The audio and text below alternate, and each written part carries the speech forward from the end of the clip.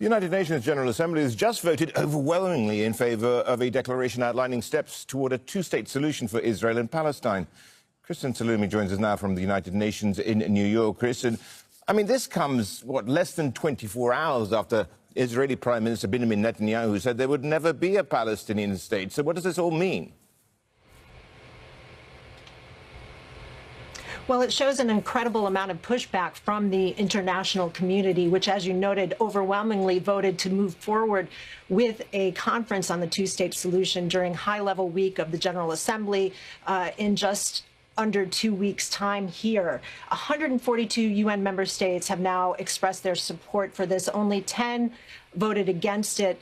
A dozen or so countries abstained. It supports not only this conference, but the declaration for the conference, which was worked out by France and Saudi Arabia, its sponsors, over the summer, outlining steps towards a two-state solution, concrete steps that include a ceasefire and release of all Israeli captives, moving forward toward dismantling Hamas, and ultimately the recognition of a Palestinian state.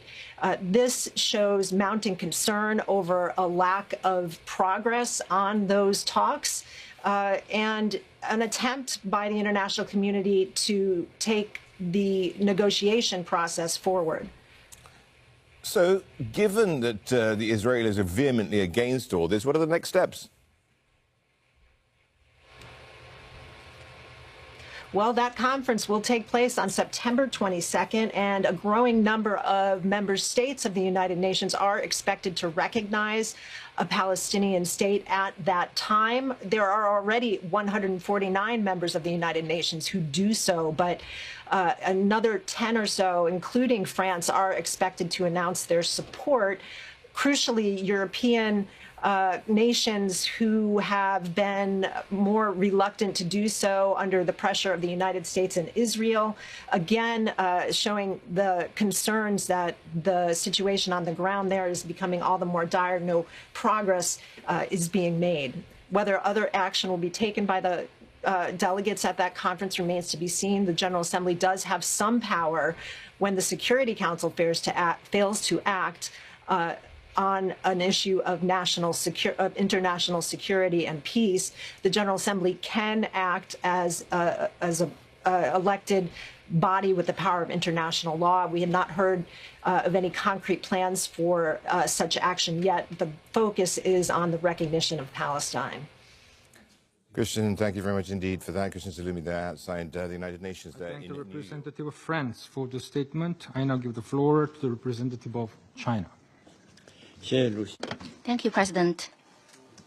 I thank Algeria, Pakistan, and Somalia for their initiative in organizing this meeting, and I welcome the presence of His Excellency Mohammed, Prime Minister and Minister for Foreign Affairs of Qatar, and His Excellency Safadi, Deputy Prime Minister and Minister for Foreign Affairs of Jordan, His Excellency Mr. Gargash, Diplomatic Advisor to the President of the UAE, and thank USG DiCarlo for her briefing. On September the 9th, Israel launched an attack on Doha, the capital of Qatar, in flagrant violation of Qatar's territorial sovereignty and national security, international law, and the UN Charter, and efforts to achieve peace. China resolutely opposes this and strongly condemns such an act. It is well known that Qatar, as an important mediator in the ceasefire negotiations, has made great efforts to promote the ceasefire and restore peace in Gaza, which has been highly appreciated by the international community. We note that on September 7th, the U.S. put forward a new ceasefire proposal and claimed that Israel had agreed to it.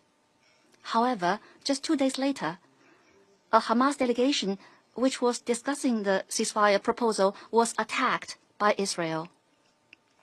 Such an act of bad faith, irresponsibility, and the deliberate sabotage of the negotiations is indeed despicable. China is deeply concerned that the attack could lead to further escalation of tensions in the region. We must point out that this incident is closely related to the long-standing differing positions of some non-regional countries regarding the Middle East issue. We would like to advise these major countries, in the interest of regional peace and stability, to take a fair and responsible stance to play a constructive role along with the international community in promoting a ceasefire and cessation of hostilities and in easing tensions in the region. I would like to reiterate that military means and the indiscriminate use of force are not the way out of this problem, and that an immediate ceasefire is the right way to save lives and bring the hostages home. China strongly calls on all parties concerned, in particular Israel, to work harder to ease the fighting and resume negotiations, rather than the opposite. Israel must immediately cease all military operations in Gaza, fulfill its obligations under international humanitarian law as an occupying power, fully restore humanitarian access and support the relief operations of the UN and other humanitarian agencies. President, the Gaza conflict has been going on for almost 2 years, resulting in a humanitarian catastrophe that is appalling and unprecedented in nature. During this period, we have witnessed over and over again the violation of international law and the undermining of the basic norms of international relations. The world cannot return to the law of the jungle, and the Middle East cannot remain in a state of perpetual war. As the primary organ for the maintenance of international peace and security, the Security Council has the responsibility to safeguard international order and the rule of law, and to promote regional peace and stability. The Council is now discussing a draft resolution on the humanitarian issue of Gaza. China supports Council's immediate action to end the fighting in Gaza and to ease the humanitarian catastrophe, and calls on the Council members and the international community to make joint efforts to this end. Thank you, President. I thank the representative of China for the statement. I shall now make a statement in my capacity as representative of the Republic of Korea. I also thank ESG Rosemary DiCarlo for her briefing.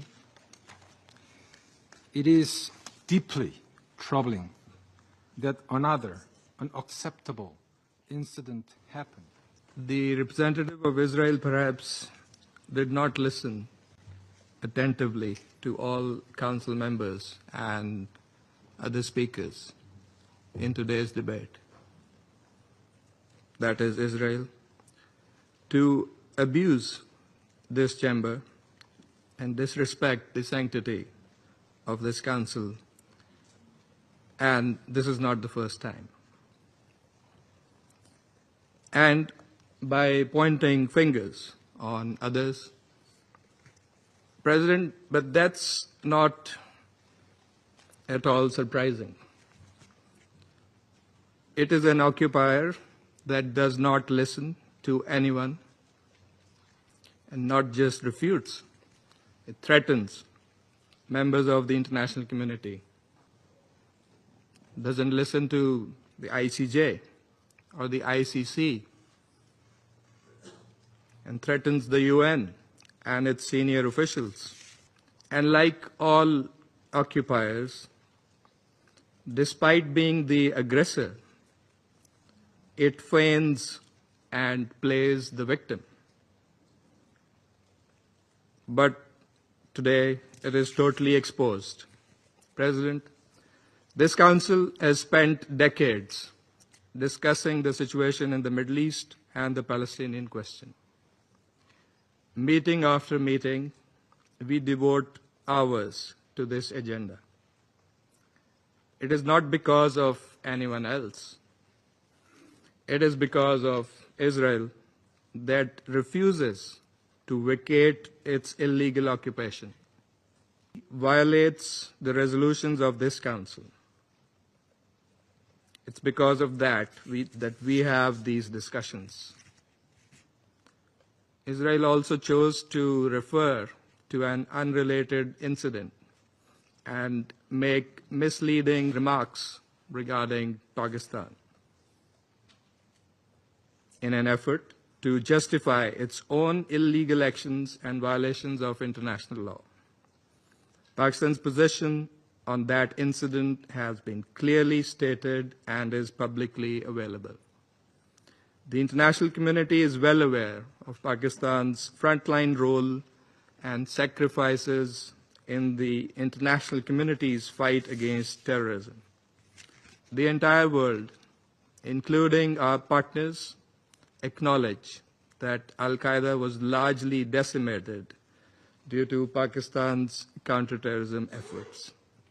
And we remain committed in this global, collective endeavor.